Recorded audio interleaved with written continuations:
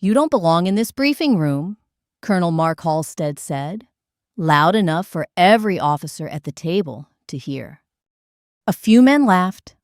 My younger brother, Evan, sitting 2 chairs away in his contractor badge, looked down at his notes and said nothing.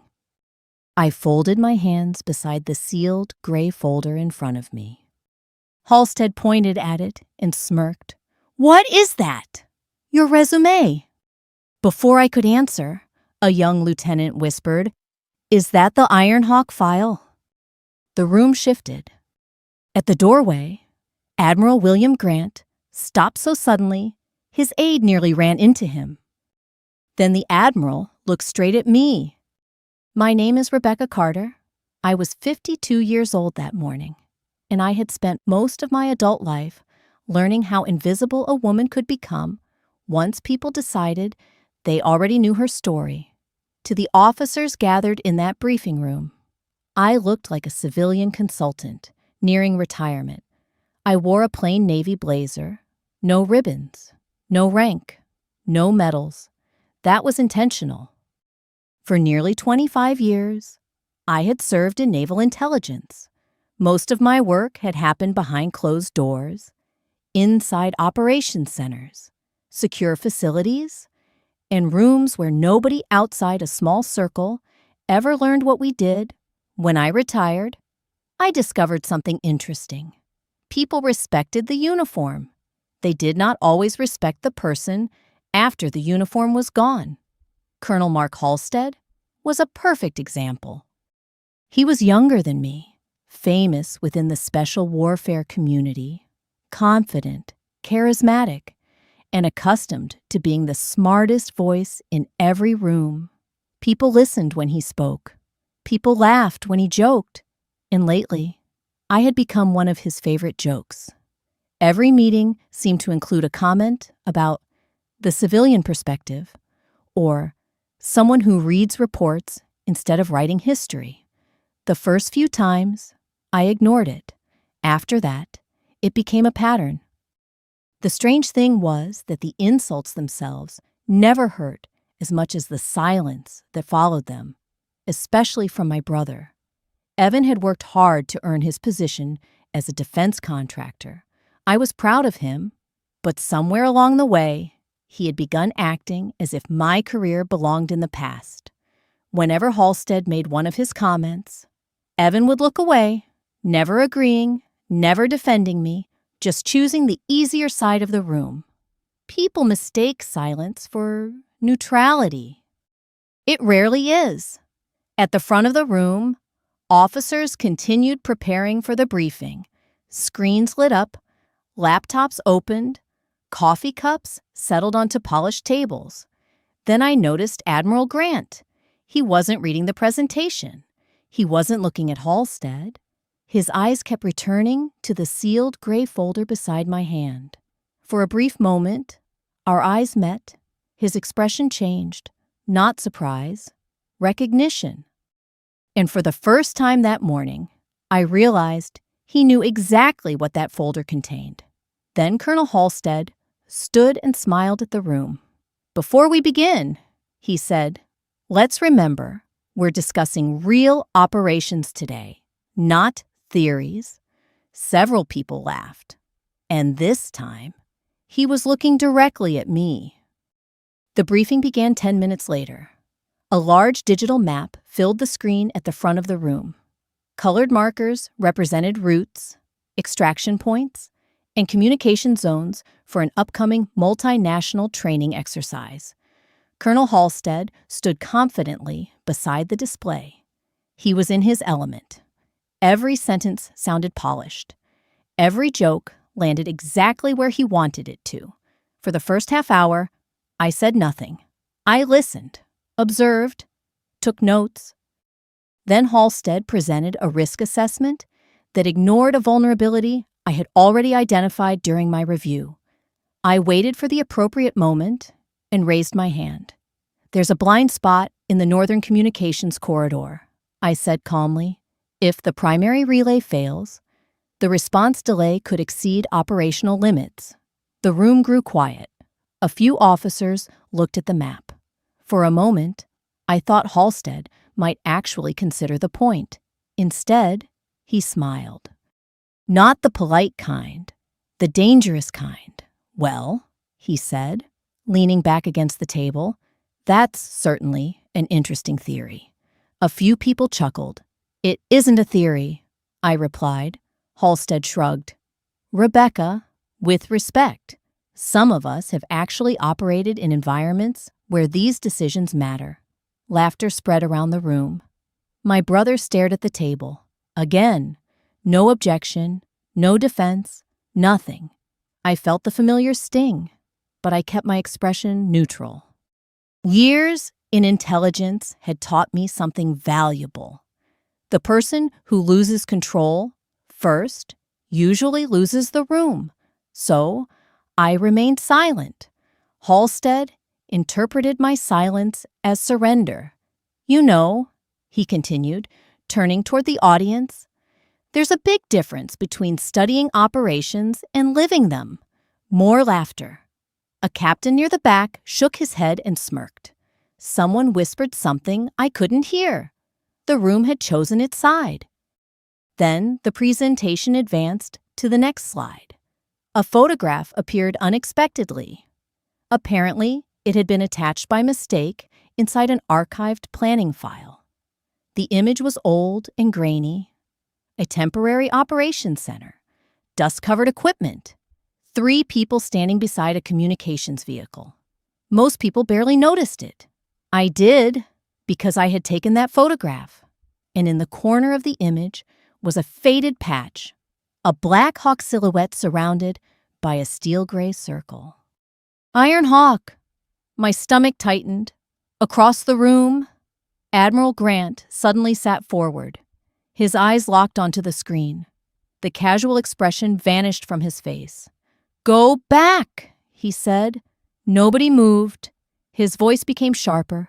Go back to that image. The room fell silent. The slide returned. The Admiral stared at it for several long seconds. Then he slowly turned toward me. Not toward Halstead. Toward me.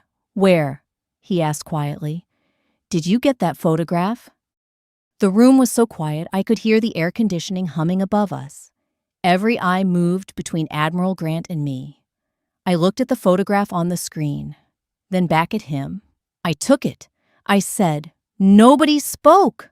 Colonel Halstead folded his arms. Sir, it's an old archive image. I don't see what be quiet. Colonel, the words weren't loud. They didn't need to be. Halstead stopped talking immediately. Admiral Grant rose from his chair and walked toward the screen. For a moment, he looked older than I remembered. Then he pointed at the faded Black Hawk patch in the corner of the image. Do any of you know what this is? Nobody answered. A captain finally shook his head. No, sir. Grant nodded slowly. I didn't expect you would. Then he turned toward me.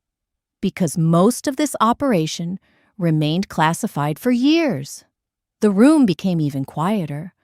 I felt dozens of eyes on me. The Admiral took a slow breath. 20 years ago, in eastern Afghanistan, a special warfare task force was preparing to move into a valley believed to be secure. Several officers leaned forward. Intelligence changed less than an hour before deployment. The valley wasn't secure. It was a trap. Nobody moved. The team already had helicopters in the air. Communications were failing. Information was incomplete. And someone had to decide whether to abort the operation. My hands remained folded on the table. I remembered that night. The flickering screens, the exhausted analysts, the pressure, the fear of making the wrong call. One officer reviewed the incoming data. Grant continued. She ordered an immediate reroute despite enormous resistance. The room was frozen now. If she had been wrong, careers would have ended. He paused, but she wasn't. A silence followed. Heavy, respectful. The reroute prevented a direct ambush. A lieutenant swallowed hard. Grant's voice softened. Several Americans came home because of that decision. I looked down briefly, not because I was ashamed, because I had never wanted applause for doing my job. The Admiral looked directly at me. I've waited 20 years to thank you properly. No one laughed now. No one smiled. Even Halstead seemed unable to find words. Then Grant turned toward him.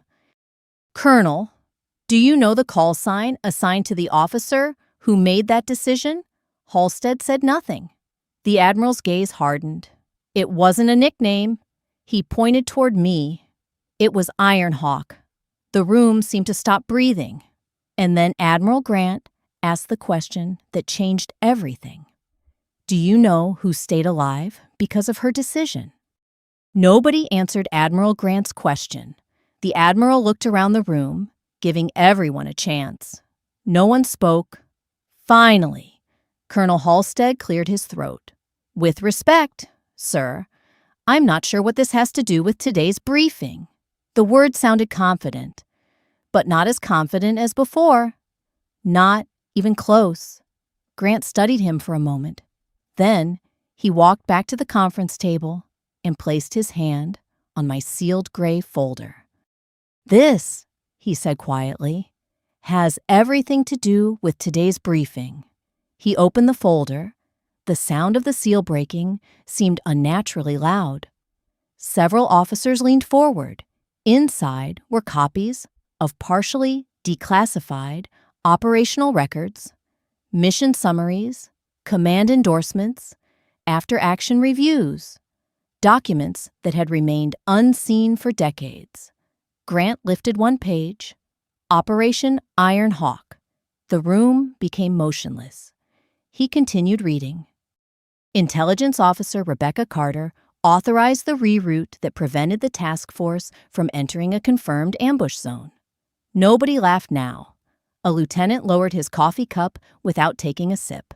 Someone near the back removed his glasses. The atmosphere had completely changed. Grant turned another page. Then came the second truth. The one nobody expected, including Halstead. The commanding officer of that Special Warfare Task Force, Grant said, was Commander Thomas Halstead. The color drained from the colonel's face. The name meant nothing to some people in the room, but it clearly meant something to him. That was your father, wasn't it? Colonel Halstead stared at the document. Slowly, he nodded. The room remained silent. Grant continued. Your father submitted a personal recommendation that Rebecca Carter receive special recognition. He credited her decision with saving the lives of his team. No one moved. A captain froze with a pen halfway above his notebook. My brother looked at me as if he were seeing me for the first time. Grant's voice softened. Without her decision, your father's helicopter would have entered the kill zone. The silence deepened. For the first time all morning, Colonel Halstead looked completely alone. He glanced around the room, looking for support, looking for someone to smile, someone to rescue him. Nobody did. His audience was gone. The truth had taken its place. Finally, he looked at me. I met his eyes calmly. Then I said the only thing that mattered. Respect shouldn't begin after you learn someone's history. Nobody spoke, not because they disagreed, because there was nothing left to argue with. Colonel Halstead lowered his gaze, and for the first time since I had entered the room, he had no response at all. The briefing ended 20 minutes later. No one rushed to leave. People gathered their notes more slowly than usual, speaking in quiet voices. The energy in the room had changed, not because I had won, because the truth had finally entered the conversation. As officers filed out, several stopped beside my chair. A commander thanked me for my service. A lieutenant asked if the story was really true. One captain simply nodded and said, "Ma'am, It wasn't admiration that affected me. It was the respect, the kind that should never depend on a dramatic reveal. Eventually, the room emptied. Only Admiral Grant, Colonel Halstead, and I remained. For a long moment, nobody spoke. Then Halstead walked toward me. The confidence that had filled his voice all morning was gone. He looked tired, older somehow. "I owe you an apology," he said. I studied him quietly. He wasn't looking at the floor. He wasn't making excuses. But I could still see him struggling with the weight of his own pride. "That wasn't who I wanted to be in there," he continued. I considered that for a moment. Then I answered honestly. "Maybe not, but it was who you were when you thought I couldn't answer back." The words weren't cruel. They didn't need to be. Halstead nodded slowly, because he knew they were true. A silence settled between us. "Finally," he said. "My father talked about Ironhawk once. He never told us who it was." I smiled faintly. "Most people didn't know." He swallowed. "Thank you for saving him." For the first time that day, I believed he meant it. Admiral Grant stepped forward and placed a hand on my shoulder. "The program would benefit from your leadership," he said. "I hope you'll stay involved." "I will," I replied. A few minutes later, I walked out of the building alone. The afternoon sun reflected from the harbor beyond the base. The air smelled faintly of salt and jet fuel. For years, I had carried parts of my past in silence, not because I was ashamed, not because I wanted recognition, but because some things are done for duty, not applause. As I crossed the parking lot, I thought about my brother, about Halstead, and about all the people who had mistaken quietness for weakness. They weren't the same thing. They never were. Silence is not surrender, and dignity does not require an audience. Sometimes the greatest victory is simply refusing to become the person who hurt you. If this story touched you, take a moment to think about the people you've met who carried more than they ever spoke about. Sometimes the strongest individuals are the ones who never feel the need to announce their accomplishments. I'd love to know which moment stayed with you the most. Was it the reveal of Ironhawk, the Admiral's recognition, or the final conversation between Rebecca and Colonel Halstead? Leave a comment and tell us where you're watching from. Your stories and experiences help build this community. And if stories about dignity, honor, resilience, and quiet justice mean something to you, please like this video and subscribe for more powerful stories like this one. Thank you for being here, and I'll see you in the next story.